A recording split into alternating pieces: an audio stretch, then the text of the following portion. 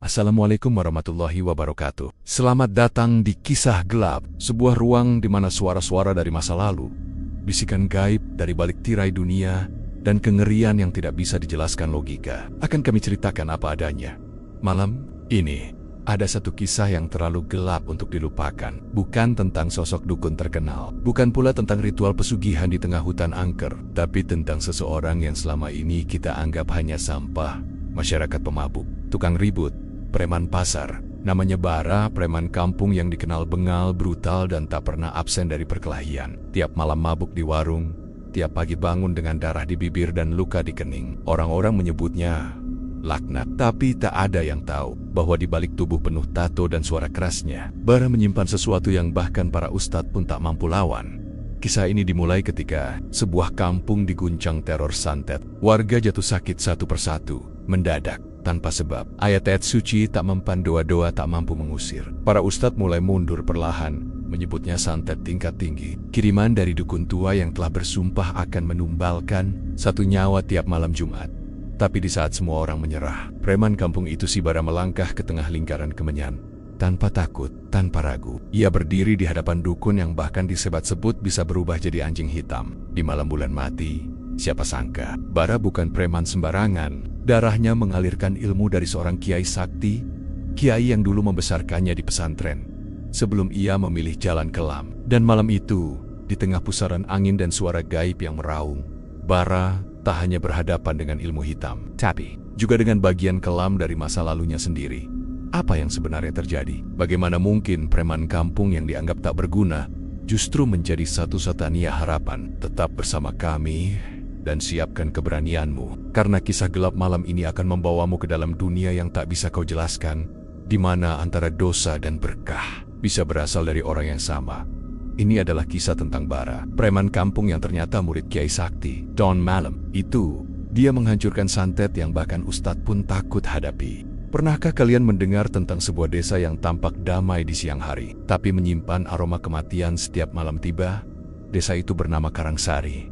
Letaknya cukup jauh dari kota. Bukan desa terpencil sebenarnya, karena jalan masuknya sudah beraspal dan sinyal ponsel pun masih bisa tembus, meski lemah. Tapi entah kenapa, Karangsari selalu terasa asing, sunyi yang berbeda. Seperti ada sesuatu yang sengaja bersembunyi di balik pohon-pohon besar dan rama-rama kayu tua yang berjajar. Awalnya tak ada yang aneh. Warga hidup seperti biasa, bertani, berdagang, sebagian bekerja di kota dan pulang seminggu sekali. Tapi semuanya mulai berubah ketika Pak Amir, seorang petani tua yang sangat dihormati, mendadak jatuh sakit. Bukan sakit biasa, badannya dingin, wajahnya pucat, dan matanya kosong menatap langit-langit rumah. Istrinya bilang, malam sebelumnya Pak Amir mengigau keras, menyebut-nyebut nama seseorang yang sudah lama meninggal. Warga mengira itu cuma penyakit usia, tapi 3 hari kemudian, Bu Atini, tetangga sebelah rumah, mengalami hal serupa. Lalu disusul oleh Mas Giman, anak muda tukang servis HP yang sehat walafiat, tiba-tiba ditemukan gemetar di teras rumahnya. Mulutnya berbusa, tubuhnya kaku seperti batu. Tidak ada luka, tidak ada bekas benturan, dan yang paling aneh, tidak satu pun dokter dari puskesmas mampu menjelaskan penyebabnya. Dalam waktu 2 minggu, 7 orang jatuh sakit. Semua dengan gejala yang hampir sama. Tak ada hasil dari laboratorium. Tak ada penjelasan medis. Hanya satu pola yang muncul. Mereka semua mengeluh tentang mimpi yang sama. Sebelum jatuh sakit, mimpi tentang sosok bayangan hitam berdiri di pintu kamar, mengintip dengan mata merah menyala. Semua orang mulai takut untuk tidur. Malam-malam di Karangsari berubah jadi mimpi buruk. Suara ayam jantan tak lagi jadi penanda waktu subuh, tapi jadi isyarat bahwa malam kembali selamat. Karena mereka yang selamat dari malam bisa bangun dan bersyukur mereka belum menjadi korban berikutnya. Suasana di desa berubah drastis. Warga mulai menyimpan garam di setiap sudut rumah. Daun kelor, bawang putih, dan air doa ditempelkan di pintu. Tidak ada yang keluar malam hari. Bahkan suara obrolan warung kopi yang biasa terdengar sampai jam 10 malam pun kini hilang. Warung tutup lebih cepat, jalanan sepi sejak maghrib. Yang paling mencekam adalah aroma yang tak bisa dijelaskan. Setiap malam, warga mencium bau amis bercampur bau dupa terbakar. Tidak kuat, menusuk hidung, seolah ada daging busuk yang dipendam tak jauh dari rumah mereka. Bahkan beberapa warga mengatakan melihat ular hitam melingkar di depan rumah, dan setiap kali ular itu muncul, seseorang pasti jatuh sakit keesokan harinya. Ada pula yang mengaku mendengar suara ketukan di jendela. Padahal, rumah mereka terkunci rapat dan jendelanya tinggi mustahil dijangkau orang biasa tanpa tangga. Yang paling mengejutkan, seorang ustadz muda yang tinggal di desa, Ustadz Raffi, mencoba untuk meruqyah salah satu pasien yang sakit. Tapi saat sedang membaca ayat-ayat Al-Quran, tubuh sang pasien mendadak melonjak, dan dari mulutnya keluar suara berat seperti bukan manusia. "Ini bukan urusanmu, mundur. Ini milik kami." Malam itu, Ustadz Raffi jatuh sakit, demam tinggi, mimpi buruk, dan selama 3 hari ia hanya bisa bergumam ayat-ayat pendek dengan suara serak. Setelah sembuh, Ustadz Raffi tak pernah lagi mau ikut campur. Ia hanya berkata pelan, "Ini bukan santet biasa. Ini kiriman dari seseorang yang tahu betul bagaimana menembus batas antara dunia nyata dan yang gaib." Desa pun mulai dipenuhi ketakutan. Tidak ada yang tahu siapa pelakunya. Tidak ada yang berani menuduh. Karena santet, seperti yang kita tahu, bukan sekadar ilmu hitam, tapi juga senjata kematian yang tak bisa dilawan dengan logika. Beberapa warga mulai menyebut satu nama, Dukun Kami Tua. Seorang dukun dari desa tetangga yang dulu pernah berseteru dengan salah satu tokoh agama di Karangsari. Tapi itu hanya bisik-bisik, tidak ada bukti. Hanya desas-desus. Namun satu hal yang pasti, teror belum berhenti. Dan seperti biasa, dalam kegelapan yang panjang, ketika semua orang mulai putus asa, Tuhan selalu menyelipkan pertolongan dari arah yang tak diduga-duga. Pertolongan itu datang dari yang tak pernah dianggap, seseorang yang bahkan sering diludahi dan dikutuk oleh warga. Seorang preman mabuk bernama Bear.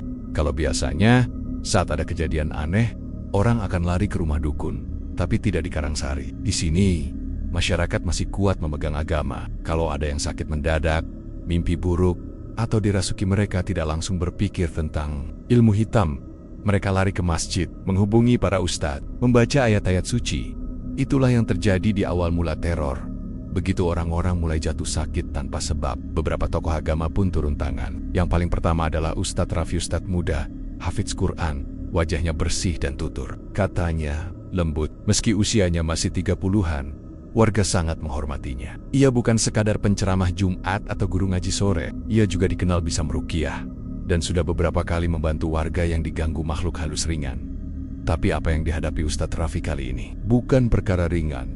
Saat ia mencoba meruqyah Pak Amir, pasien pertama yang sakit, mendadak semuanya tampak tenang di awal. Namun begitu ayat-ayat ruqyah mulai dibacakan, tubuh Pak Amir menggeliat, tangan dan kakinya menegang seperti kayu. Lalu tiba-tiba dari mulutnya keluar suara berat, dalam, serak. Bukan suara manusia. "Berhenti, jangan ganggu, bukan urusanmu." Suara itu membuat bulu kuduk berdiri. Ustadz Raffi pun kaget. Tapi ia terus membaca, mencoba melawan dengan doa-doa yang dia hafal sejak kecil. Tapi makhluk itu bukan cuma bicara. Ia meludahi Al-Quran kecil yang dibawa Ustadz Raffi. Dan detik itu juga, ruangan jadi pengap. Udara berubah panas padahal kipas menyala dan jendela terbuka. Wajah Ustadz Raffi memucat, tubuhnya gemetar. Dan begitu ruqyah selesai, bukan pasiennya yang tumbang, melainkan ustadznya sendiri. Ustadz Raffi demam tinggi selama 3 hari. Ia menggigil, berkeringat dingin, dan mengigau dengan ayat-ayat pendek yang tak sempurna. Ketika ia akhirnya sembuh, ia hanya berkata pelan pada jamaah masjid, "Maaf, saya tidak bisa ikut campur lagi. Ini bukan santet biasa. Ini kekuatan dari tingkat yang berbeda." Setelah itu, giliran Ustadz Munir mencoba. Ia ustadz tua, lebih senior, dan dikenal lebih berani. Ia juga dikenal punya ilmu kebatinan dari pesantren-pesantren lama di Jawa Tengah. Tapi yang terjadi pada Ustadz Munir jauh lebih aneh. Saat ia mendatangi rumah korban berikutnya, Bu Watini, ia membawa air ruqyah yang telah didoakan semalaman. Tapi begitu ia mulai membacakan doa, air dalam botol itu mendidih sendiri, tanpa kompor, tanpa panas. Dan dari kamar Bu Watini terdengar suara perempuan tertawa panjang dan nyaring, tapi suara itu tidak keluar dari mulut Bu Watini, melainkan dari balik dinding kamarnya. Setelah kejadian itu, Ustadz Munir langsung pamit. Ia hanya bilang satu kalimat, "Ini bukan kerjaan jin biasa. Ini kerjaan tukang kirim yang paham cara memutus doa." Akhirnya, Ustadz terakhir yang mencoba adalah Ustadz Salam. Ia pendatang baru, asal Lampung. Konon, ia punya pengalaman menghadapi santet dan pesugihan. Tapi kali ini, bahkan dia pun tak bisa berbuat banyak. Baru 5 menit ruqyah dimulai, Ustadz Salam tiba-tiba memuntahkan darah segar. Langsung dilarikan ke klinik, dan kata perawat, tidak ditemukan luka di dalam tubuhnya. Tidak ada pendarahan organ, tapi darah terus keluar dari mulut. 3 hari kemudian, Ustadz Salam meninggalkan Karangsari. tanpa jejak. Dan sejak saat itu, para ustadz tak lagi bicara soal ruqyah. Mereka hanya mengajak jamaah untuk perbanyak istighfar, salat malam, dan menjauhi gosip. Masjid tetap ramai, tapi doa-doa yang dikumandangkan terasa sunyi, seolah tahu tak akan menyentuh langit. Warga yang awalnya mengandalkan agama mulai ragu. Mereka tak berani mengucap lantang, tapi dalam hati mereka mulai goyah kalau ustadz saja menyerah. Kalau air doa bisa mendidih tanpa api, kalau bacaan Al-Quran malah membuat pasien mengamuk, lalu siapa lagi yang bisa mereka andalkan? Dalam sunyi yang semakin menyesakkan, muncul bisik-bisik untuk memanggil orang dukun dari luar desa, atau mungkin dari luar daerah. Tapi semua ragu, karena yang mereka hadapi ini bukan dukun ecek-ecek, bukan juga jin kampungan, melainkan kiriman yang berasal dari dendam lama, dendam yang menyimpan nama-nama dari masa silam. Dan entah kenapa, nama itu yang selama ini dilupakan mulai terdengar kembali. Bukan nama kiai, bukan nama ustadz, tapi nama seseorang yang tak pernah dianggap pahlawan. Seorang preman yang sering dipukul, dikucilkan, dimaki. Bara, preman kampung yang selama ini hanya dikenal karena mabuk dan berkelahi.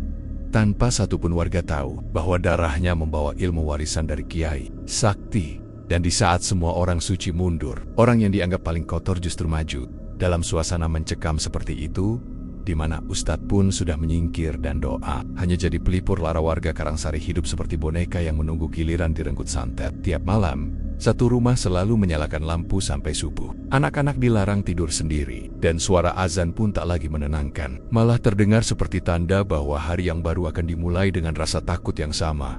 Dan di tengah semua itu, tiba-tiba muncul sosok yang tak disangka siapapun. Sosok yang selama ini lebih sering jadi bahan gunjingan, yang selalu dikutuk karena mabuk dan cari keributan. Namanya Bara. Orang bilang dia preman kampung. Badan besar, rambut gondrong, lengan penuh tato. Tiap malam nongkrong di depan warung kopi, rokok tak lepas dari bibir. Mulutnya nyaring, kadang tertawa sendiri, kadang memaki siapapun yang lewat. Kalau ada acara warga, dia sering absen. Kalau ikut pun pasti bikin ribut. Anak-anak takut mendekat. Ibu-ibu sering menyumpahinya dari balik pintu. Tapi Bara tidak peduli. Sudah lama dia jadi sampah di mata warga. Sudah terbiasa dibenci. Sudah terlalu kebal dengan umpatan. Namun anehnya, sejak teror santet menyebar, Bara justru jadi satu-satunya orang yang tak menunjukkan rasa takut. Saat warga gemetar mendengar kabar tetangganya kerasukan, Bara malah datang, berdiri di depan rumah korban, menyalakan rokok, dan berkata santai, "Kalau setannya mau main, panggil aku. Kita main bareng." Semua mengira dia mabuk atau cari perhatian. Tapi malam demi malam, Bara justru terlihat makin sering berkeliling. Kadang diam di pojok masjid, memandangi lampu yang bergoyang pelan. Kadang berdiri di pemakaman desa. Lama sekali, seolah menunggu sesuatu. Beberapa warga mulai resah. Jangan-jangan ini gara-gara dia? Apa Bara pelihara tuyul atau jin? Dia kan emang aneh dari dulu, tapi tidak ada yang berani menegur langsung. Sampai suatu malam, rumah Bu Marni penjual gorengan diserang. Bukan hanya Bu Marni yang kesurupan, tapi cucunya yang masih bayi mendadak menangis tak berhenti selama 2 hari 2 malam. Air matanya terus mengalir, tapi matanya kosong. Dokter tak bisa menjelaskan. Ustadz tak mau datang, dan warga hanya bisa mengeluh. Hingga tiba-tiba, Bara datang, tanpa permisi, tanpa salam. Ia masuk ke rumah Bu Marni, berdiri di ruang tengah, lalu menatap ke arah kamar dengan mata tajam. Tak seperti biasanya, malam itu Bara tidak membawa rokok, tidak mabuk, tidak tertawa. Wajahnya serius, tegang, tapi bukan karena takut, melainkan karena dia tahu apa yang sedang ia hadapi. Saya cuma butuh kendi berisi air, sama daun kelor, kalau ada. Itu saja yang dia minta. Lalu ia duduk di lantai, menutup mata, dan mulai membaca sesuatu, bukan ayat Al-Quran secara langsung, tapi wirid tua dalam bahasa Jawa halus. Doa-doa yang bahkan warga biasa pun tak pernah dengar. Tak lama kemudian, bayi Bu Marni tertidur. Tangisnya berhenti, wajahnya tenang, dan di kamar, suara gaduh yang semula terdengar seperti langkah kaki, mendadak hilang. Sunyi, seolah tak pernah ada gangguan sebelumnya. Besoknya, satu kampung heboh. Semua bertanya-tanya, apa yang sebenarnya dilakukan Bara. Dan dari situlah, sedikit demi sedikit, rahasia masa lalunya terbuka. Ternyata, dulu, Bara pernah menjadi santri. Ia adalah murid dari seorang kiai sakti bernama Kiai Mukhtar. Pernah tinggal di pesantren tua di lereng gunung. Kiai itu tidak hanya mengajarkan tafsir dan fikih, tapi juga ilmu hikmah dan perlindungan dari gangguan gaib. Bara yang waktu itu masih remaja adalah murid kesayangannya. Tapi Bara keluar sebelum tamat, bukan karena bodoh, tapi karena sebuah tragedi yang tak pernah ia ceritakan. Sejak saat itu, Bara memilih jalan bebas, meninggalkan agama, meninggalkan pesantren, dan larut dalam dunia jalanan. Namun ilmu yang sudah terlanjur masuk tak pernah benar-benar hilang. Dan kini, ketika desa dihantui kekuatan hitam yang bahkan para ustadz tak mampu lawan, beradik. Masa lalu yang kelam justru jadi harapan terakhir, bukan karena dia suci, bukan karena dia ahli ibadah, tapi karena dia tahu cara bertarung dengan kegelapan. Dan sejujurnya, kadang, untuk melawan sesuatu yang kelam, Tuhan tidak memilih yang paling bersih, tapi yang paling siap. Dari dulu, Bara memang selalu jadi teka-teki. Orang-orang hanya tahu permukaannya saja, preman bengal, tukang ribut, mabuk, dan kadang suka ngomel sendiri di pinggir warung. Tapi mereka tak pernah benar-benar tahu dari mana Bara berasal, atau apa yang pernah ia jalani sebelum akhirnya memilih hidup seperti itu. Dan seperti biasa, kebenaran yang disimpan terlalu lama akan muncul saat tak ada lagi yang bisa disembunyikan. Setelah kejadian di rumah Bu Marni, di mana Bara berhasil menenangkan bayi yang diyakini terkena santet kelas tinggi, banyak warga mulai bertanya-tanya. Tak sedikit yang mulai memata-matai. Ada pula yang nekat mengobrol langsung. Tapi Bara tetap seperti biasa pendiam, tak banyak cerita. Namun satu orang yang berhasil menembus tembok itu adalah Pak Darto, tetua desa sekaligus mantan guru SD. Dialah yang tahu lebih dulu siapa sebenarnya Bara, dan kisah itu mulai menyebar dari mulut ke mulut. Konon dulu nama asli Bara bukan Bara. Ia lahir dengan nama Barizul Haq, nama santri. Ia dibesarkan bukan di kampung, tapi di sebuah pesantren tua di kaki Gunung Wilis yang diasuh oleh seorang ulama sepuh bernama Kiai Mukhtar Abdullah. Kiai Mukhtar dikenal bukan hanya sebagai ahli agama, tapi juga pengamal ilmu hikmah tingkat tinggi. Beliau dipercaya bisa melihat makhluk gaib, mematahkan santet, bahkan menyembuhkan orang yang sudah divonis dokter. Dan di antara puluhan santri yang mondok di situ, Barizul si Bara adalah murid kesayangannya. Bukan karena ia paling pintar, tapi karena ia paling tekun dan berani. Ia tidak takut tidur di pemakaman, tidak takut berjaga malam saat semua santri meringkuk ketakutan. Ia pernah 2 malam bercerit-cerit, berdoa sendirian di tempat angker atas perintah sang kiai. Dan kembali dalam keadaan sehat, Kiai Mukhtar pernah berkata, "Kelak, anak ini tidak akan hidup lurus, tapi dia akan jadi garis pembatas antara kegelapan dan terang." Tapi semua itu berubah karena sebuah tragedi. Pada suatu malam, pesantren itu diserang, bukan oleh orang biasa, melainkan oleh kelompok dukun pesugihan dari daerah seberang, yang merasa terganggu karena ilmu mereka terus-menerus diblokir oleh sang kiai malam itu. Bara yang masih berusia 17 tahun, melihat langsung bagaimana seorang santri kerasukan dan mengamuk, membakar kitab-kitab tua, dan berteriak dalam bahasa yang tak ia pahami. Dalam kekacauan itu, Kiai Mukhtar diserang dari jarak jauh bukan secara fisik, tapi batinnya dihantam oleh santet tingkat tinggi. Tubuhnya melemah, suaranya serak, dan dalam keadaan setengah sadar ia memanggil Bara ke ruangannya. Ia menyerahkan sebuah tasbih tua dan berkata, "Pergilah, bawalah ini. Aku tak bisa menahan mereka selamanya. Suatu hari kau akan tahu kapan waktunya kembali." Dan malam itu, Bara melarikan diri dari pesantren, bukan karena takut, tapi karena perintah. Ia meninggalkan semua yang ia cintai, kawan, guru, dan kehidupannya yang damai. Setelah itu hidupnya berubah. Ia memilih menyembunyikan jati dirinya, menjadi orang biasa, atau bahkan lebih rendah dari biasa. Seorang pemabuk yang dicaci. Tapi satu hal yang tidak pernah ia lepas adalah tasbih tua peninggalan gurunya. Banyak orang mengira Bara gila karena sering berbicara sendiri. Padahal ia sedang berzikir dalam hati, atau sedang membaca amalan-amalan yang pernah diajarkan di malam-malam sunyi pesantren. Kini, bertahun-tahun setelah tragedi itu, teror kembali datang. Dan rasanya, ini bukan kebetulan.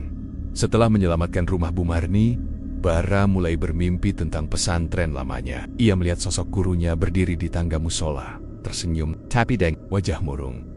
Dalam mimpi itu, Kiai Mukhtar berkata, "Sudah cukup kau bersembunyi. Sudah saatnya ilmu itu kau kembalikan pada tujuannya." Bara terbangun dengan tubuh penuh keringat, dan untuk pertama kalinya dalam belasan tahun ia mengambil wudhu, bukan karena takut, tapi karena ia tahu medan tempur lama telah menantangnya. Kembali, malam berikutnya ia tidak ke warung, tidak lagi terdengar suara umpatan. Yang ada hanyalah doa, lirih, dan pelan dari balik bilik sempit tempatnya tinggal. Karena mulai malam itu, Bara bukan lagi sekadar preman kampung. Ia adalah warisan terakhir dari ilmu sang kiai, yang selama ini hanya menunggu waktu untuk kembali membela cahaya dari serangan kegelapan. Dan inilah waktunya. Ada satu hal yang aneh tapi nyata. Saat seseorang yang dulunya paling dibenci tiba-tiba menunjukkan sedikit cahaya dalam dirinya, manusia akan perlahan melupakan keburukannya. Itulah yang mulai terjadi pada Bara. Preman yang dulu selalu dijauhi, kini mulai diperhatikan, bukan karena mereka sepenuhnya percaya, tapi karena tidak ada lagi yang bisa dipercaya. Para ustadz telah mundur, ruqyah gagal, doa-doa tak mempan, dan satu demi satu rumah di Karangsari tetap diserang oleh gangguan gaib Bara. Dengan segala sisi kelam masa lalunya, tiba-tiba muncul sebagai satu-satunya orang yang berani berdiri di tengah ketakutan. Ia tidak menawarkan janji, tidak juga meminta upah, tapi setiap kali ada yang kesurupan, mimpi buruk, atau rumah yang mendadak berubah pengap dan berat, Bara selalu datang tanpa banyak bicara, tanpa membawa atribut aneh, hanya dengan tasbih tuanya dan segenggam daun kelor yang dikeringkan. Ia datang, duduk diam, membaca dalam hati, dan keanehan itu pelan-pelan surut. Semakin banyak kejadian yang membuat warga mulai menaruh harapan pada Bara, seorang anak muda yang sudah 2 minggu tak bisa bicara tiba-tiba bisa memanggil ibunya lagi. Setelah Bara menjenguk dan mengusap ubun-ubunnya, seekor kambing betina milik Palik Darmi yang mendadak menggigit seperti kesurupan, kembali normal setelah dibacakan doa oleh Bara selama 2 malam berturut-turut. Apakah itu kebetulan? Entahlah. Tapi keajaiban yang terus berulang. Sulit. Kebetulan yang lebih mengejutkan, Bara tak pernah memamerkan apa yang ia lakukan. Ia tidak menyuruh warga datang, tidak pula pasang tarif. Ia hanya akan muncul kalau memang dibutuhkan.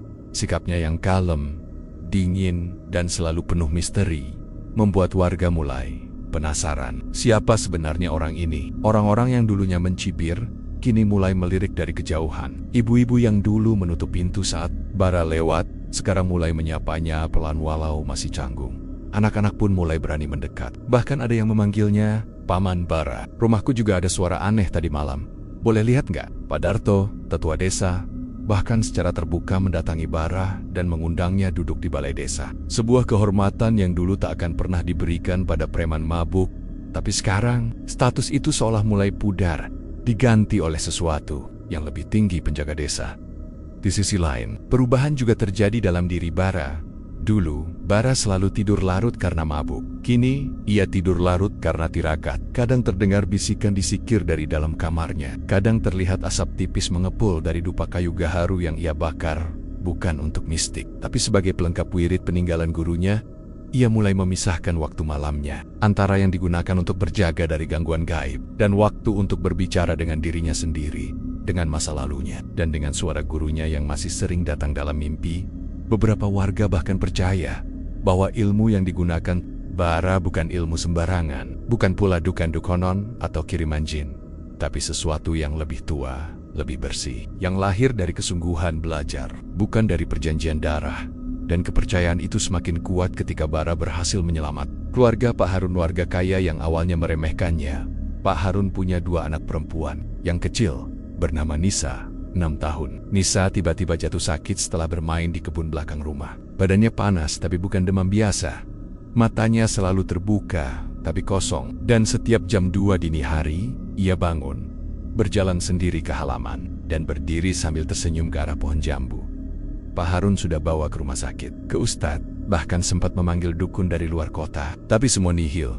Dan pada akhirnya, karena kepepet, Pak Harun mendatangi Bara sendiri.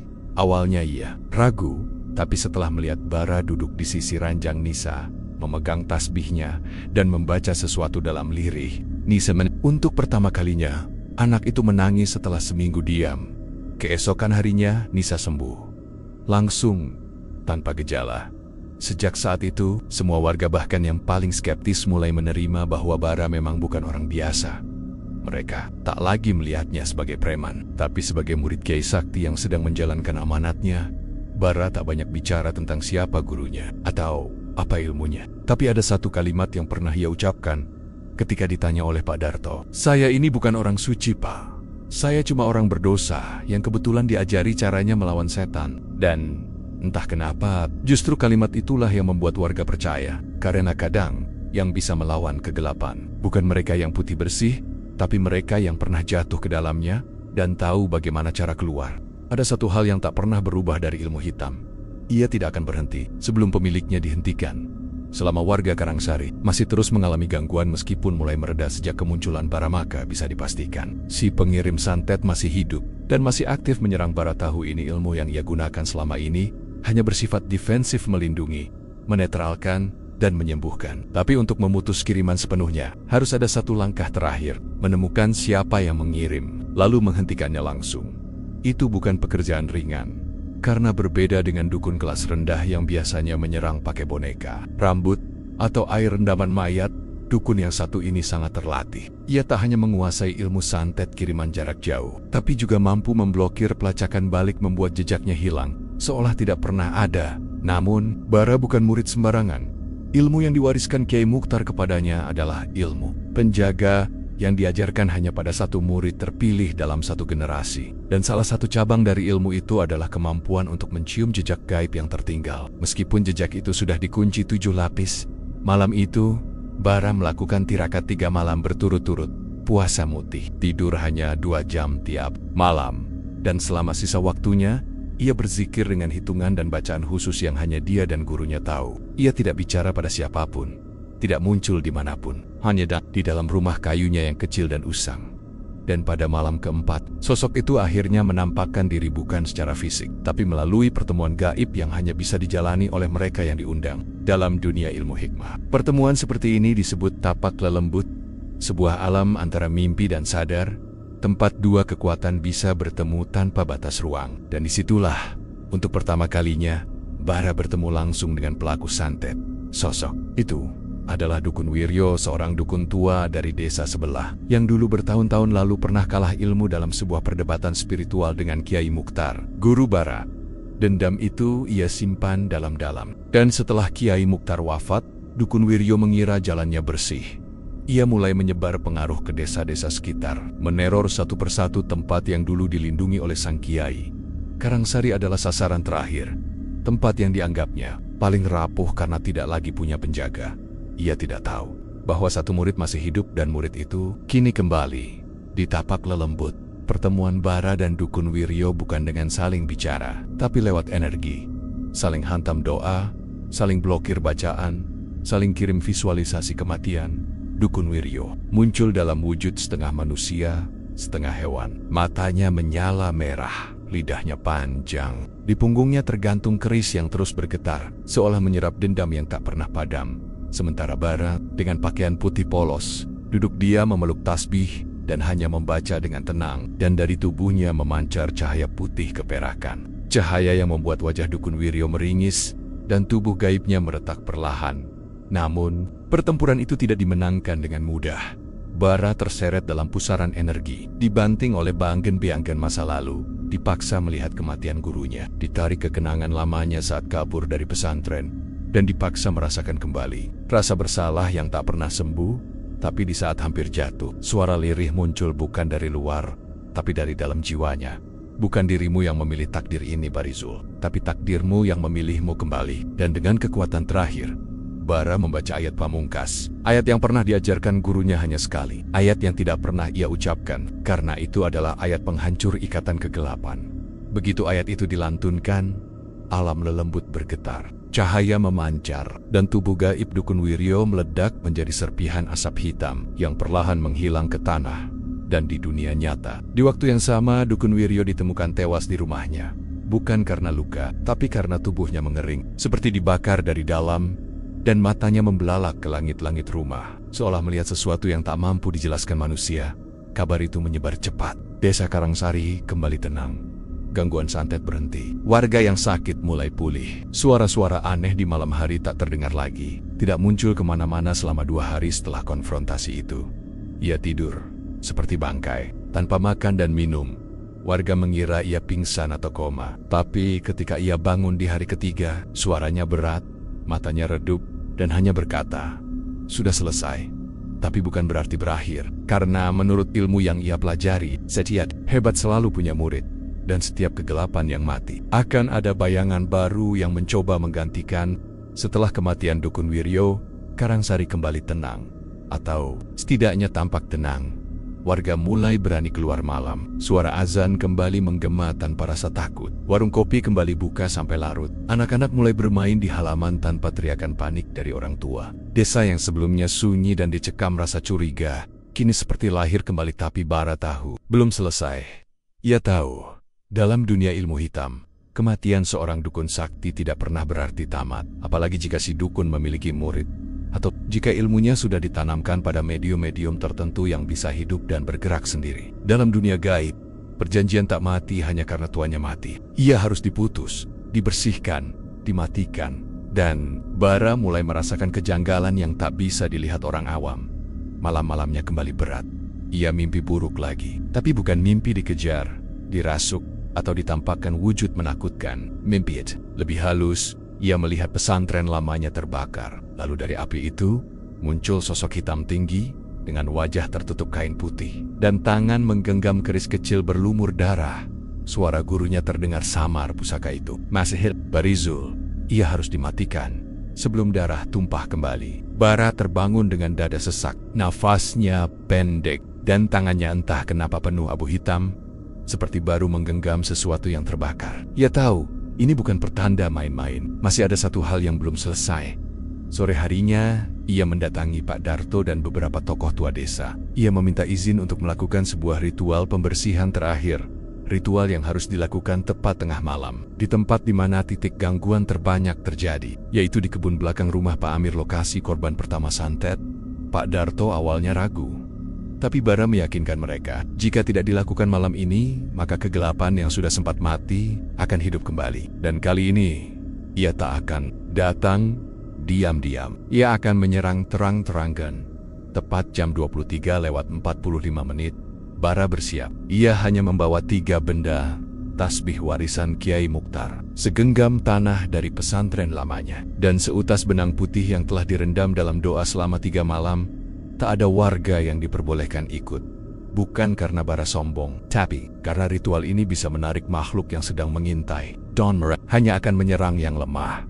Bara mulai ritual itu dengan diam. Ia berdiri di tengah kebun, menutup mata, mengatur napas. Lalu ia mulai membaca. Pelan, lalu cepat, lalu kembali pelan, dan tepat pukul 0, segala sesuatu berubah. Angin berhenti, suara jangkrik lenyap, udara seperti membeku.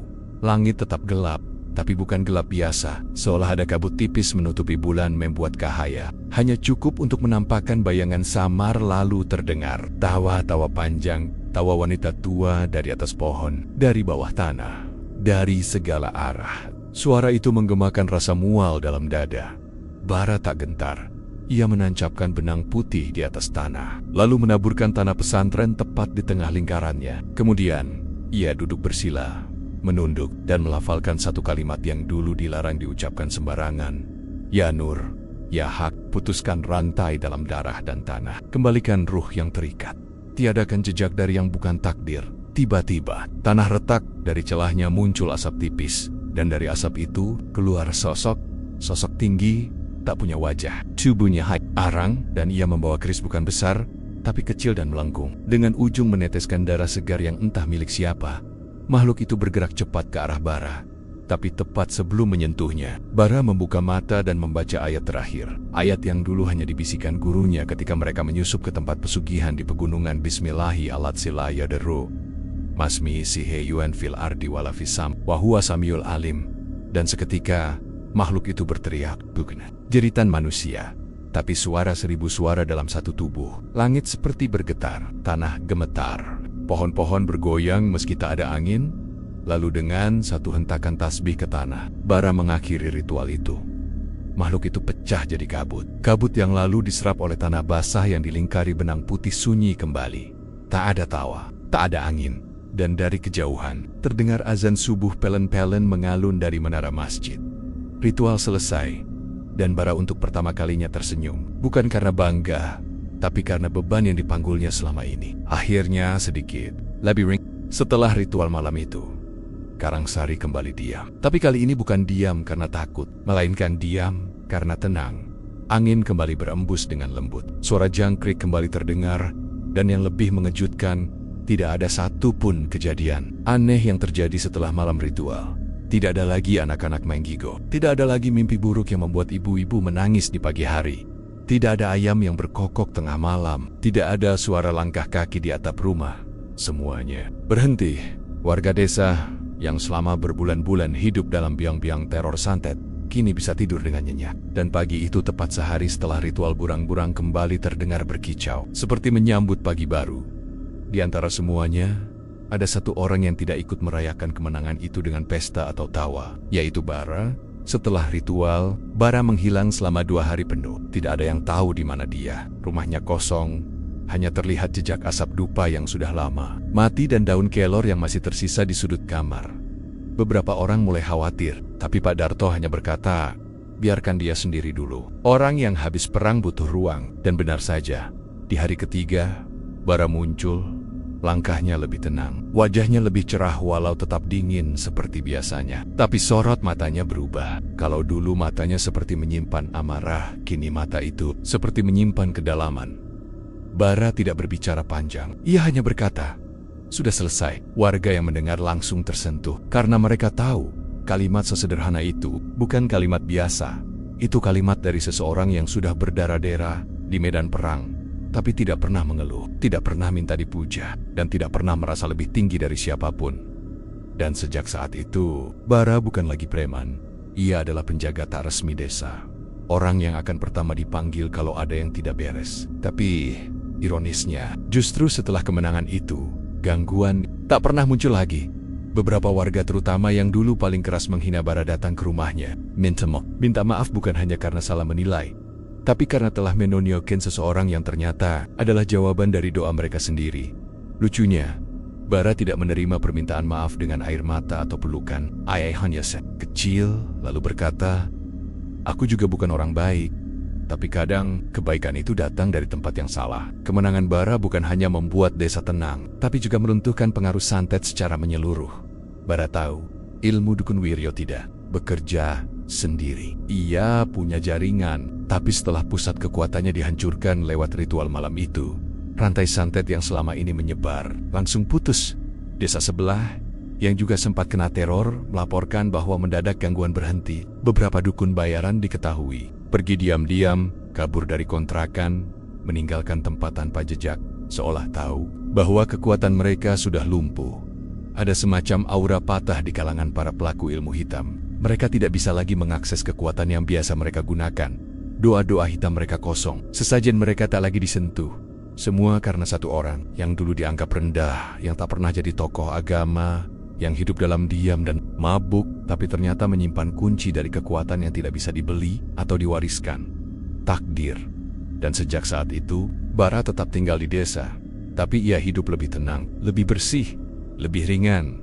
Ia tak lagi marah pada masa lalu. Ia berdamai dengan gurunya, dengan ilmunya, dan dengan dirinya sendiri. Sesekali ia masih terlihat berjalan di kebun, duduk di masjid saat sepi, atau membaca wirid sambil memandangi langit. Tapi satu hal pasti, Karangsari sudah bebas. Bukan karena kebetulan, bukan karena dukun kalah, tapi karena seseorang memilih melawan. Ketika semua orang memilih mundur, setiap orang punya jalan, tapi tidak semua orang berani kembali ke jalan yang benar. Apalagi setelah sekian lama tersesat. Bara tahu, itu ia tahu dirinya bukan sosok suci. Ia tahu, apa yang dulu ia lakukan bertahun-tahun mabuk, mengumbar amarah, merusak diri sendiri adalah bentuk dari pelarian. Pelarian dari masa lalu, dari tanggung jawab, dari luka yang tidak pernah benar-benar sembuh. Tapi semua berubah sejak Karangsari diteror, dan lebih dalam lagi, semua berubah sejak dirinya tidak punya pilihan selain kembali menjalani takdir yang dulu ia tinggalkan. Setelah kemenangan atas kekuatan santet dan kematian dukun Wiryo, tidak ada lagi perlawanan dari dunia gaib, tidak ada lagi kiriman, tidak ada suara-suara di malam hari, tidak ada mimpi buruk. Tapi justru di saat sunyi itulah, Bara mulai merasa hampa. Sesuatu dalam dirinya seperti hilang, bukan kekuatan, bukan ilmu, tapi tujuan.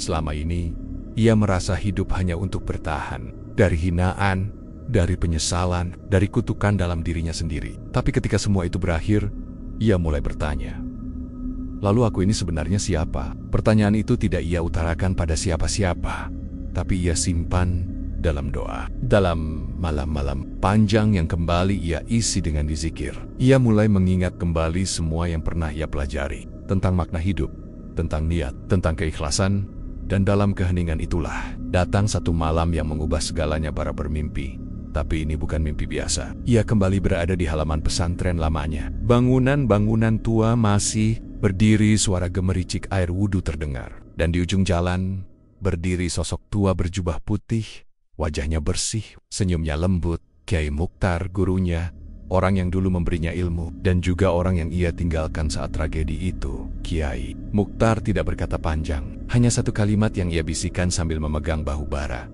Ilmu itu bukan untuk menang, tapi untuk mengingat dari mana kita datang. Bara terbangun dengan air mata. Ia tidak menangis keras, tapi butir-butir bening mengalir dari kedua matanya tanpa henti. Dan pagi itu, untuk pertama kalinya setelah bertahun-tahun, Bara berjalan ke masjid untuk salat subuh. Tidak lagi sembunyi, tidak lagi menunggu waktu sepi. Ia datang sebagai dirinya sendiri. Warga yang melihatnya awalnya terdiam, tapi lama-lama, satu persatu menyambut dengan senyum. Tak ada ejekan, tak ada cibiran, hanya kehangatan, karena mereka tahu ini bukan Bara yang dulu.